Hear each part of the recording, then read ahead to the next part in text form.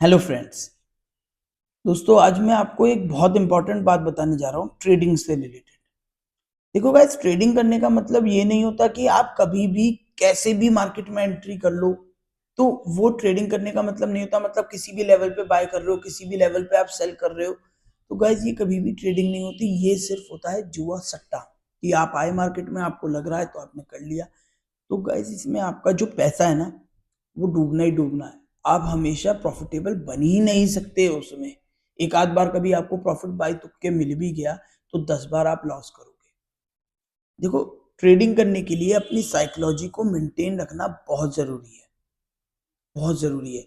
सबसे पहले तो आपको ये पता होना चाहिए कि आपको कौन सा मतलब कितना पोजीशन साइज रखना है। आपके पास जितना अमाउंट है उसका कितना प्रतिशत आपको इस्तेमाल करके ट्रेडिंग में चलना है। या चाहे आप ऑप्शन बाइंग करो या सेलिंग करो, वो आपके ऊपर है। बट आपको पता होना चाहिए आपकी पोजीशन साइजिंग क्या है।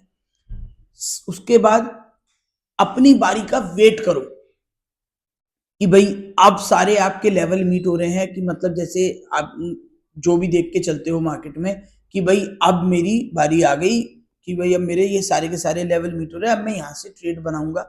चाहे ऑप्शन सेलिंग की हो, ऑप्शन हेजिंग की हो या ऑप्शन बाइंग की हो, बट सारे लेवल मीट होने चाहिए। तब उसके बाद आपको, अगर ट्रेड आपकी अगर प्रॉफिट में जा रही है, तो प्रॉफिट में जाने के बाद आपको एसएल किस तरीके से ट्रेड करके चलना है, वो बहुत जरूरी है।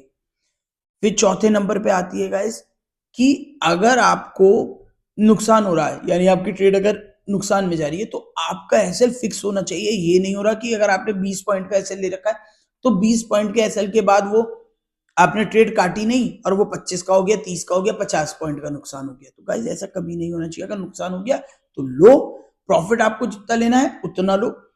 तो गाइस ये सब चीजें ना, मतलब आनी चाहिए आपको, तब आप इसमें सक्सेसफुल हो सकते हो। इसलिए कहते हैं कि ट्रेडिंग में साइकोलॉजी मजबूत होना बहुत जरूरी है।